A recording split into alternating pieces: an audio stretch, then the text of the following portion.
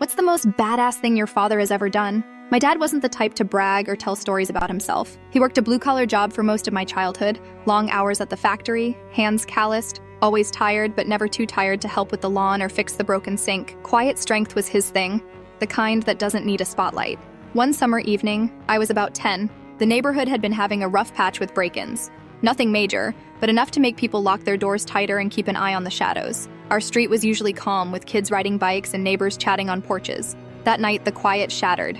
My mom was in the kitchen when she heard the noise, glass breaking. She froze for a second, then called out for my dad. He was in the garage, tinkering with his old truck. When he heard the panic in her voice, he dropped the wrench and grabbed his flashlight. The front window had been smashed. The sound of footsteps echoed in the dark outside. Without hesitation, Dad stepped outside, flashlight cutting through the night. The neighbors were peeking out their windows, whispering behind curtains.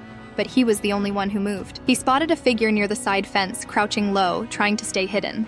Dad called out firmly, telling whoever it was to stop. The figure bolted toward the back alley, but Dad didn't hesitate. He gave chase, calling 911 on his phone while running.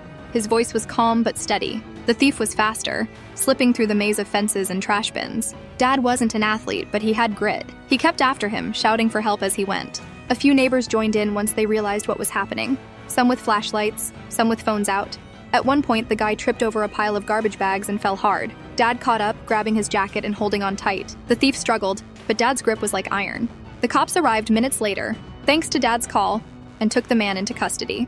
Afterward, Dad walked back to our porch, shaking but steady. The neighbors came outside, murmuring thanks and relief. No one expected him to run into the night like that. The local news even called, asking for a statement, but Dad declined. Said he was just doing what anyone would do. I remember watching all of it from the window, feeling something new about him. The same man who fixed the sink and mowed the lawn was also someone who faced danger head-on without a second thought. Not for glory, not for show, just because it was right. That summer, the neighborhood felt safer. Dad's run became something people talked about quietly at block parties and backyard barbecues. But he never changed, still quiet, still working the long shifts, still the same steady presence. Years later, when I look back, that night feels like more than just a story about catching a thief. It was a moment that showed me what strength really means. Not muscles or bravado, but courage and doing what needs to be done even when it's scary and inconvenient. That's the memory I carry. The night my dad became more than just my dad. He became the man who stood up when it counted. No questions asked.